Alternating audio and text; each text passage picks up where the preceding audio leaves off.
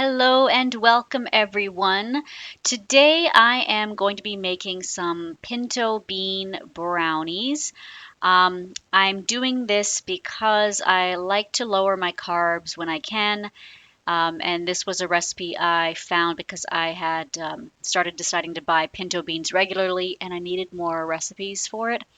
I would have preferred one that used pinto bean flour, just because then you don't have to worry about cooking the beans, but that's not, I couldn't find one like that.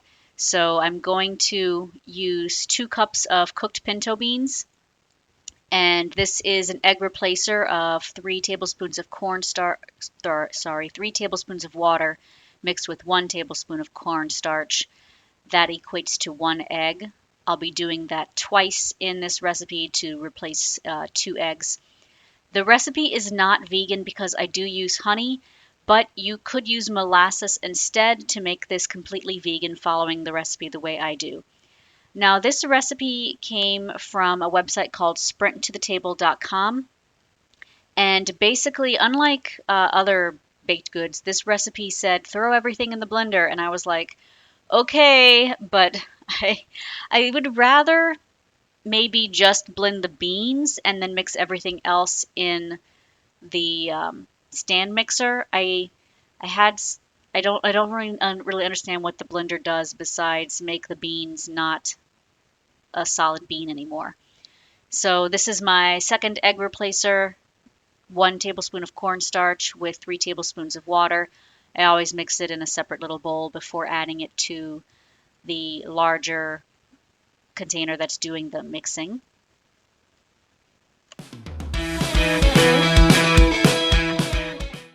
The recipe then calls for 2 tablespoons of melted coconut oil, but I don't have that and I don't intend to ever buy that, so I'm using canola oil instead.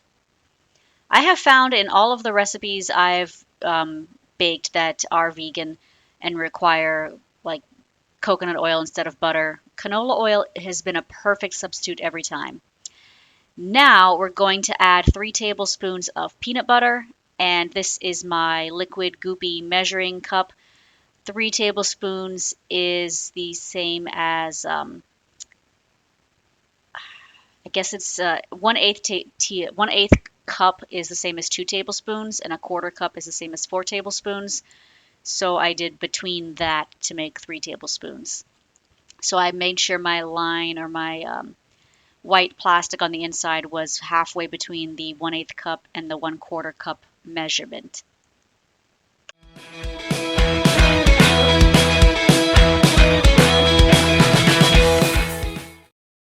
And I love using this tool because everything comes out so perfectly cleanly. You're not leaving any chunks of your ingredient inside the cup like I would have if I had, used 3 tablespoons and used an actual tablespoon.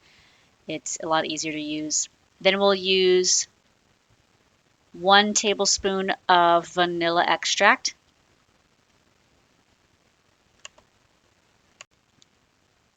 And then 2 tablespoons of, the recipe says Vitafiber syrup. I don't know what that is, but they said you can substitute honey or agave.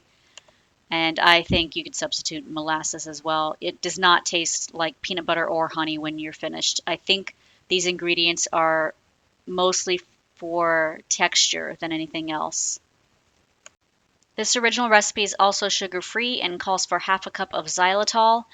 I am doing 1/4 cup of sucralose and 1/4 cup of real sugar, so I've divided the refined sugar by half, but I do have some refined sugar in it. Then we'll be doing 1/3 cup of cocoa powder.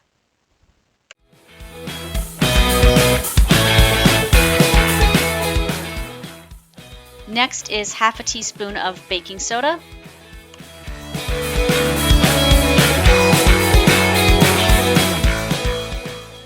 And 1/2 teaspoon of cinnamon.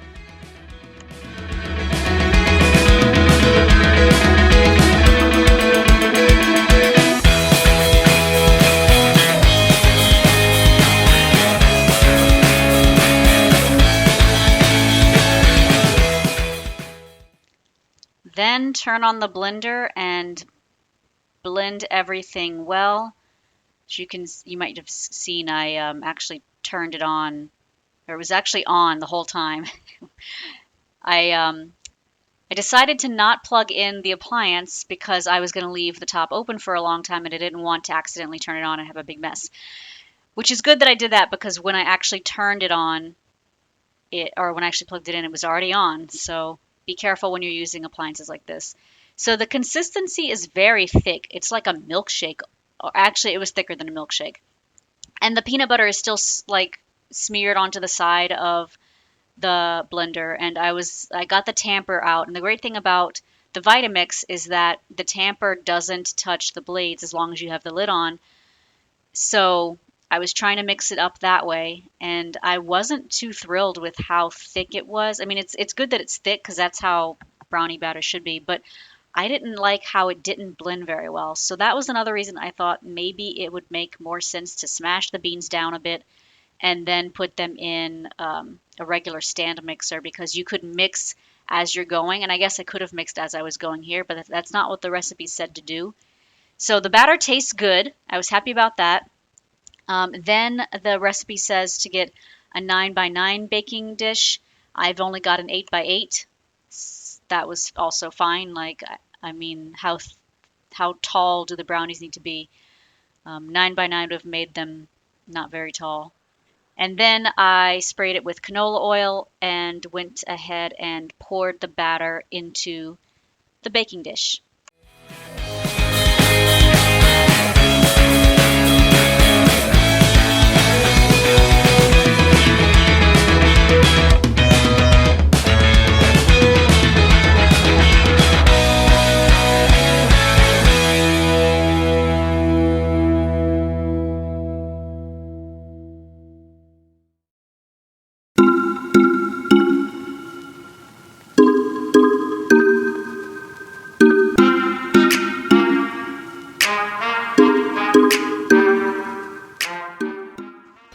This batter was really thick, and the only thing that I don't like about the Vitamix is you can't take the blades off.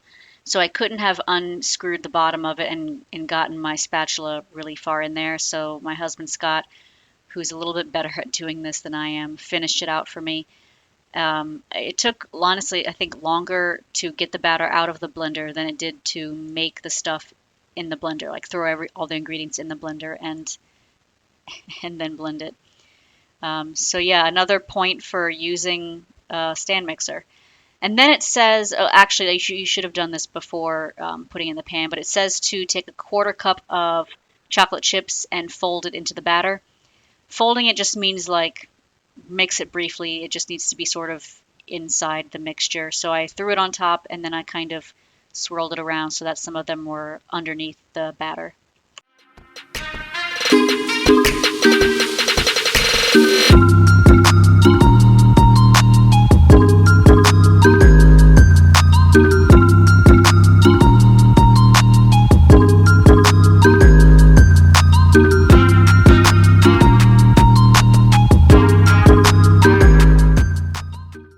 Then bake at 350 for 20 to 25 minutes. I started with 22 minutes.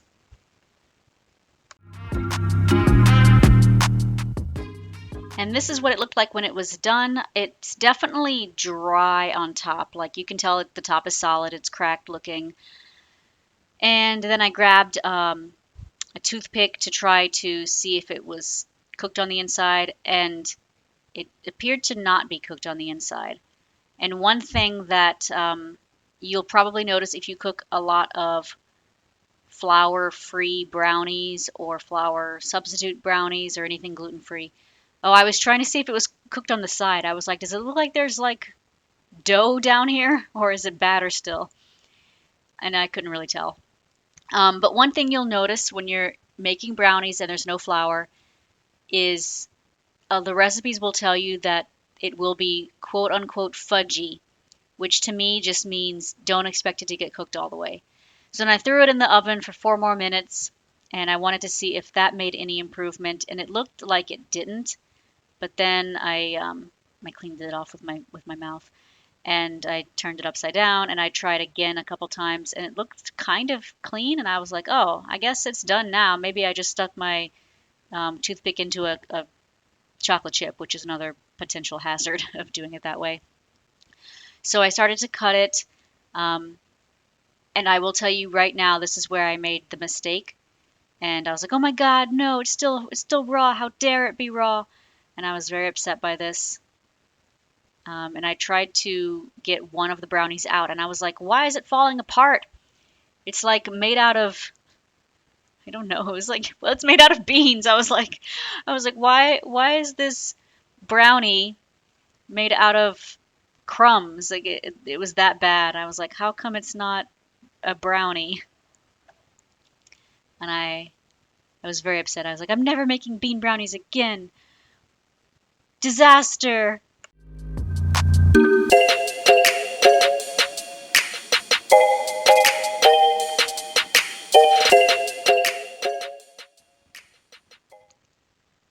So I tried to, I don't know, like figure something out with this brownie. I didn't understand why it was so falling apart. And my only assumption was that that's how bean brownies are. Although the photo on the website, it definitely showed a solid brownie. It showed a brownie that kind of looks almost like cafeteria food brownies. And by cafeteria food, I mean school cafeteria food, not Piccadilly. If you know what Piccadilly is and you've eaten there before, give me a thumbs up in the comments because that was my jam when I was a kid. So then I tasted it and I was like, okay, it tastes good, but it's very smushy. And I didn't understand why it was smushy. And I was like, I'm pretty sure I cooked it as much as I'm supposed to. And I wasn't very thrilled with this recipe at all.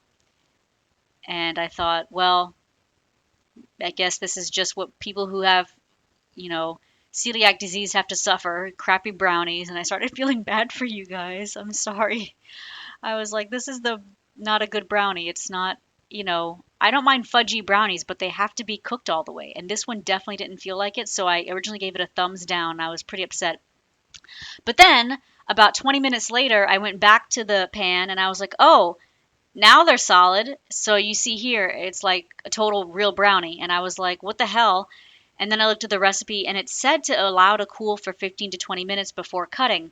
But I thought that was just because brownies do fall apart when they're warm. And it had cooled significantly enough. But the reason they said that, and they didn't specify in the recipe, is because the brownies, like the beans, won't really form into a solid mass until that point. So in this recipe, you really have to let it cool down and then cut it. And then it's still fudgy, but it's definitely a solid brownie that you can eat with your hands, not with a fork and knife. And I was really happy with the recipe after all. I still don't think I'd make this again just because it's I prefer flour. I would not really want to cook brownies and or cook beans and then make it. But if you like this recipe, give me a thumbs up. Please like and share and subscribe to the channel and let me know what you want to see. I do have some health related dietary restrictions, but I'm not opposed to any particular food type or dietary type. So until next time, everyone, happy eating!